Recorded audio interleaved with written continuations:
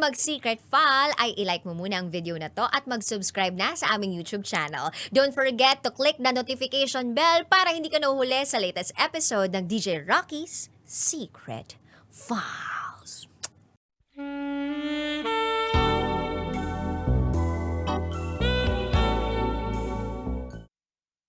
Hi, DJ Rocky at DJ Jello.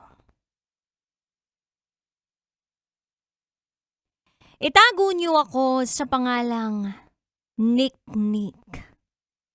At ito, ang aking SPG. As in, super. Back ganun. Secret File. Mahigit 11 taon na ang nakalipas mula noong mamatay ang papa ko. Simula noon, kami na lang ni mama ang magkasama. Unika iha lang kasi ako. Walang kapatid. Kaya medyo naging malungkot ang tahanan namin noong kami na lang dalawa ni mama. May kanya-kanya naman kaming trabaho, kaya hindi kami nagmamaktol lang dito sa bahay. Mabuti na lang. Isang araw, taong 2021, may ipinakilala sa akin si mama. Ipinakilala niya ang isang lalaki. Kaedad niya. Bago raw niyang kaibigan. Si Tommy. Tito Tommy. Nakilala niya sa trabaho. Isa sa mga naging kliyente niya. Deretsahan kong tinanong si mama. Ma, seryoso ba siya sa'yo? Sabi niya, oo naman nak. Gwapo at saka mabait. Noong mas nakilatis ko si Tito Tommy, naintindihan ko lalo kung ba't gusto siya ni Mommy. After few weeks, umamin na si Mommy. Officially, sila na raw ni Tito Tommy. Para sa akin, wala namang problema. Parehas din naman silang established. Walang mga sabit. Lalo na si Tito, kasi single naman. So happy naman ako para sa kanila, DJ Rocky at DJ Jello. Wala akong naramdamang something fishy sa kanilang dalawa. So fast forward this year, magjowa pa rin naman sila. Pero kamakailan lang, nag-travel si Tito sa Amerika. Relatives niya ang sadya niya.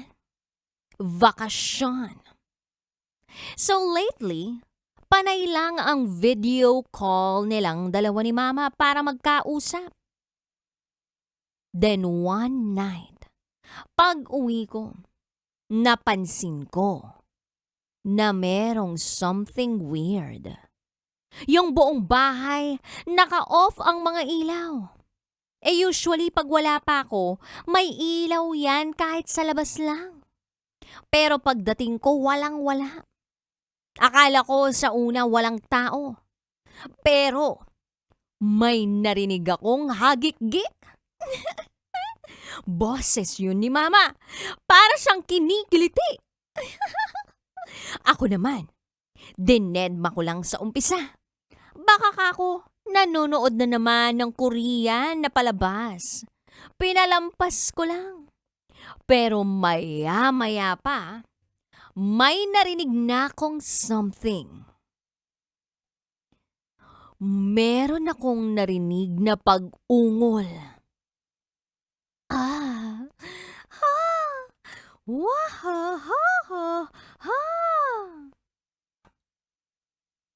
Kaya dahan-dahan akong naglakad papunta sa kwarto ni Mama. Dahan-dahan ko ring binuksan ang pintuan. Dahan-dahan din akong pumasok.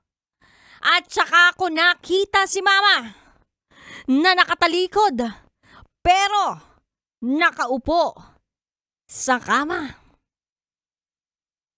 May kaharap na laptop. Nakita ko sa laptop ang mukha ni Tito. Pero napansin ko na nakabrief lang siya. OMG! Mukha siyang basta. Samantalang ang mama ko nakaharap din sa kanya at para bang may inuuga siya. Dahan-dahan akong lumapit sa kanya at nakita ko na lang na ipinapasok niya ang isang laruan na mahaba sa kuweba niya. Labas-pasok na nilalaro niya ito sa kanyang kuweba. Masayang masaya at ungol ng ungol. Ginulat ko si Mama, sabi ko, "Ma, ano yan?" Nagulat siya. Pati si Tito, naka-video call niya. Bigla niyang sinara ang laptop at kinuha ang kumot para takpan ang sarili niyang walang kahit anong suot. Nagulat ako sa totoo lang, lalo na't bigla siyang lumuha at umiyak pagkatapos niyang mabisto sa ginagawa nila ni Tito. DJ Rocky at DJ Jello agad namang nagpaliwanag si Mommy habang tumutulo ang mga luha sa kanyang mga mata. Sabi niya, "Anak, sorry sa mga nakita mo. Namimiss ko lang talaga ang tito mo. Namimiss ko lang yung pakiramdam na may nagke-care sa akin. Nagmamahal sa akin. Namimiss ko lang din kasi ang papa mo. Kung buhay lang sana siya, hindi ako magkakaganito. Kaya anak, patawarin mo ako." Niyakap ko bigla si Mommy. Iniabutan ko siya ng alcohol at sinabing, "Ma, rub your hands please. Ang dirty niyo tonight, but I still love you, Ma." At lalong umiyak si Mama. Ewan ko kung nahiya siya sa akin o dahil hindi ko siya masyadong sinagot-sagot. And after nung insidenteng yun, mas lalo siyang naging open sa akin tungkol sa sex life nila ni Tito Tommy. Na-open up niya rin sa akin kung magkano ang binili niyang adult toy at kung saan niya nabili. Bili raw ako kung gusto ko. Sabi ko, "Ma, pag nagka-jowa naman ako, hindi ko na rin naman kailangan yan." At nagtawanan lang kami. But deep inside, DJ Rocky at DJ Jello, mas na-appreciate ko ang mama ko. Kasi kahit medyo may edad na siya, may longing pa rin siya sa kabila ng lahat ng mga nagawa niya sa buhay.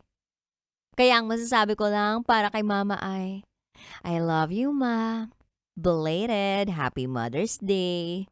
Hindi ko man kayang pasayahin ka the way na pinapasaya ka ni Tito Tommy. Pero andito lang ako para bigyang pugay ka pa rin sa paglaban mo ng patas sa buhay. Hindi kita iiwan, Mommy. Hanggang dulo, mahal kita. Yun lamang po, DJ Rocky at DJ Jello. Maraming salamat po. Muli, ako si Niknik at ito ang aking SPG. As in, Super Bacchanal Secret File.